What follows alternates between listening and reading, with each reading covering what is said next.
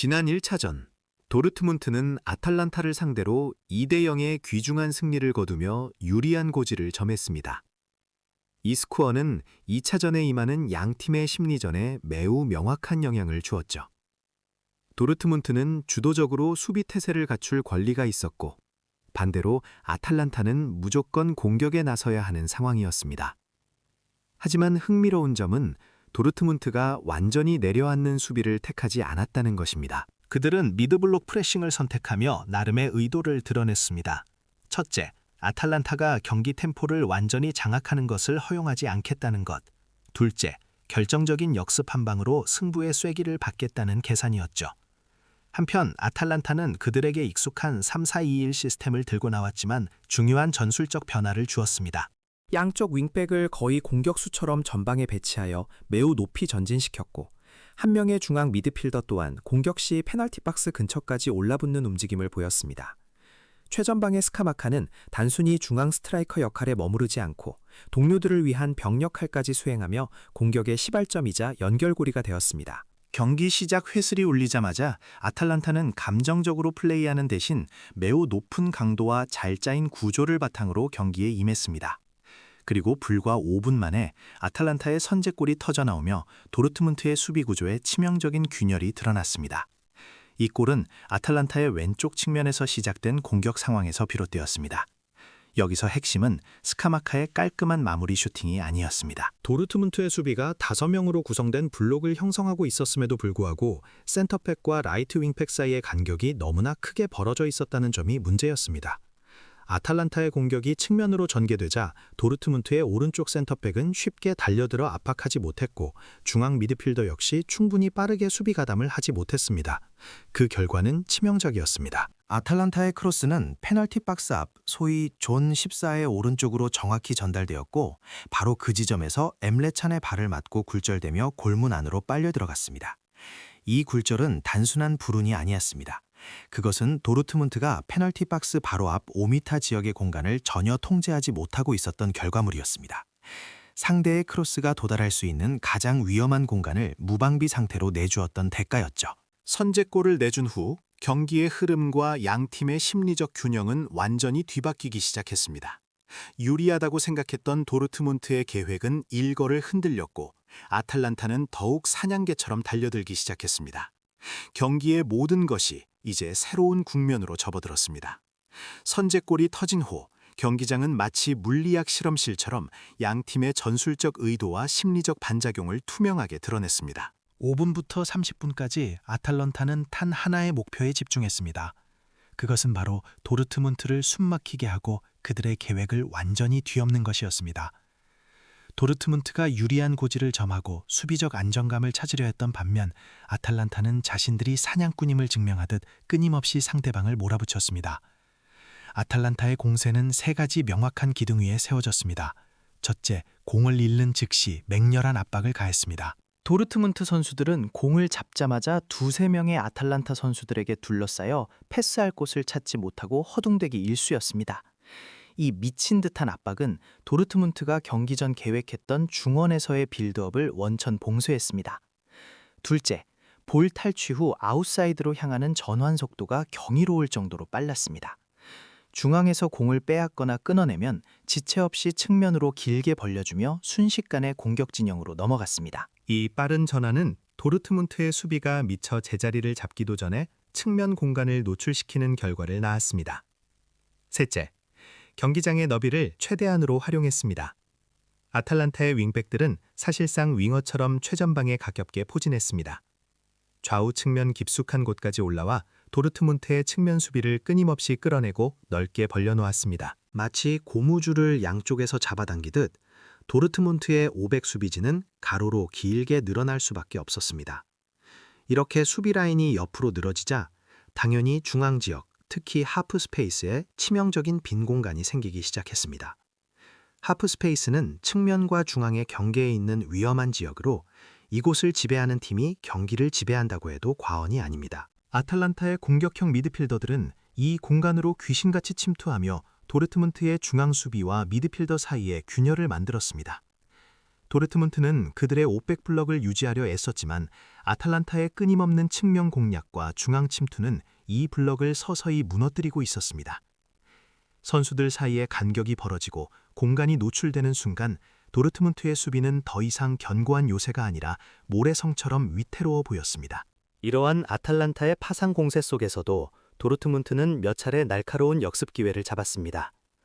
한순간 상대의 압박을 벗어나 길게 연결된 볼을 지라시가 문전에서 강력한 헤더로 연결했지만 아슬아슬하게 골문을 비껴갔습니다. 이어진 공격에서는 바이어가 환상적인 드리블 돌파 후 강력한 중거리 슛을 시도했고 볼은 골키퍼가 손쓸 수 없는 각도로 날아갔으나 아쉽게도 골대를 강타하고 튀어나왔습니다. 도르트문트 서포터들의 절규와 아쉬움이 교차하는 순간이었습니다. 이 두 번의 기회는 도르트문트의 개개인 기량과 순간적인 번뜩임이 살아있음을 보여주었지만 이는 어디까지나 고립된 장면들이었습니다. 경기 전체의 구조적인 측면에서 도르트문트는 아탈란타가 지속적으로 파고들었던 하프 스페이스를 전혀 통제하지 못하고 있었습니다. 그들은 아탈란타의 전술적 우위와 끊임없는 압박에 휘둘리고 있었을 뿐 주도권을 잡지 못했습니다.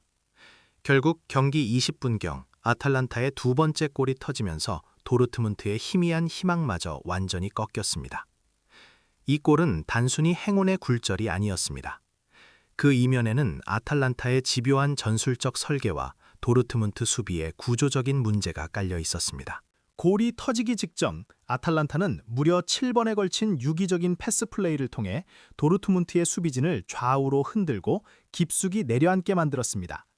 도르트문트 사수들은 마치 거미줄에 걸린 것처럼 공을 가진 상대를 쫓아가기 바빴고 결국 페널티 박스 외곽에 깊숙이 내려앉은 채 촘촘한 수비 블럭을 형성하는 대신 선수들 간의 간격이 벌어지기 시작했습니다. 특히 미드필더 라인과 수비 라인 사이의 거리가 12-15m까지 벌어지는 치명적인 공간이 노출되었습니다. 이 간격은 죽음의 공간이라 불리기에 충분했습니다.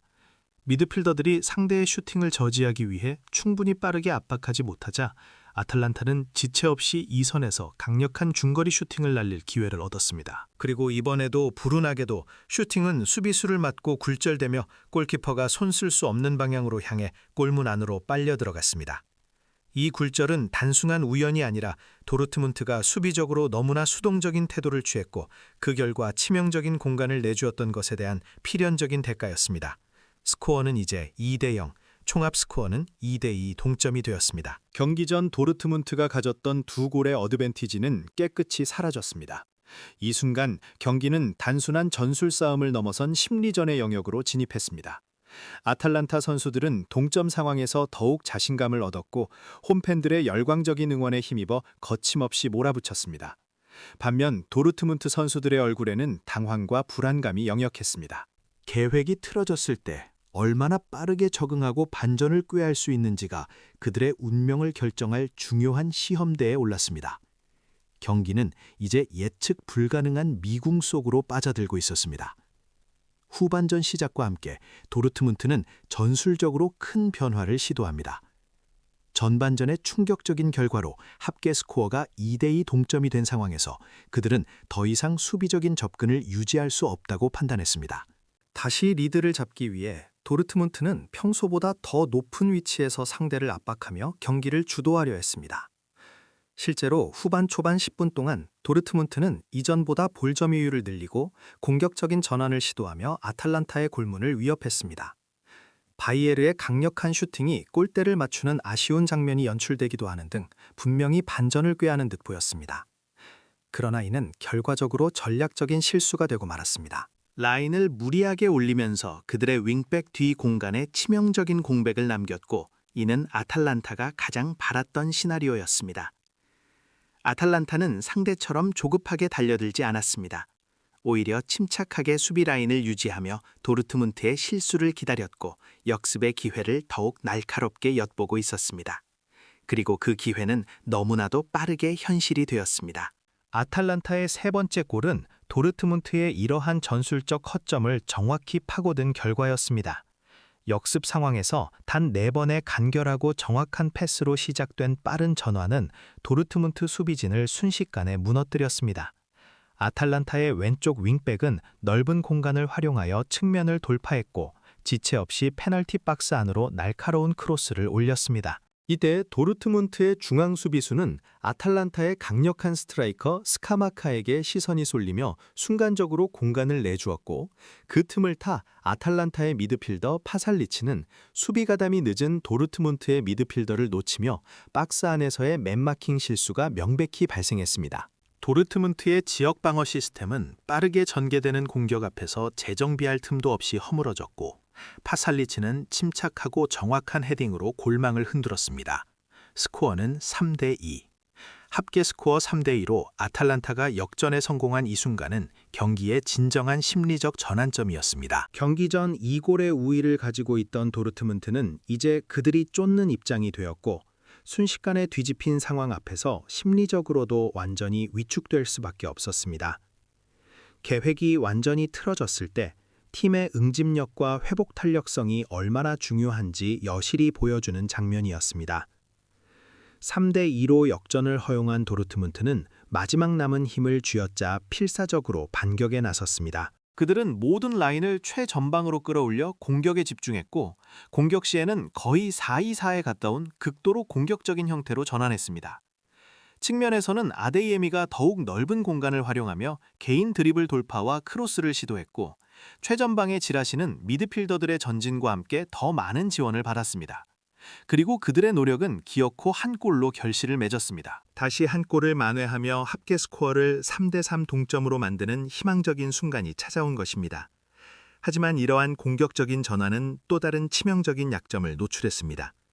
생존을 위해 한 골이 절실한 상황에서 도르트문트는 오히려 팀의 구조를 완전히 잃어버렸습니다. 두 명의 중앙 수비수는 아탈란타의 빠른 공격수들을 상대로 자주 1대1 상황에 놓였고, 수비 라인과 미드필드 라인 사이의 간격은 무려 12-15m까지 벌어지며 치명적인 공간을 내주었습니다. 이는 아탈란타에게 끊임없이 역습의 기회를 제공하는 결과로 이어졌고, 도르트문트의 수비는 그야말로 풍전등화의 위기에 처했습니다. 페널티킥 상황이 발생하기 직전 아탈란타는 이미 두 차례나 도르트문트의 골문을 위협하는 매우 위험한 역습을 시도하며 경고음을 울렸습니다.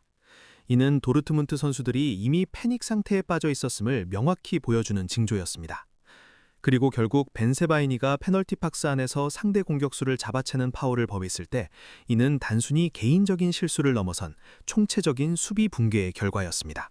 그것은 위치 선정의 실패, 상대를 등지고 하는 불안정한 수비 자세, 그리고 최종 수비 라인의 깊이 조절 실패가 겹쳐 만들어낸 필연적인 결과였습니다. 주심은 지체 없이 두 번째 옐로우 카드를 꺼내들며 퇴장을 선언했고, 이어진 페널티킥으로 아탈란타는 네 번째 골을 성공시켰습니다. 스코어 4대1, 합계 스코어 4대2.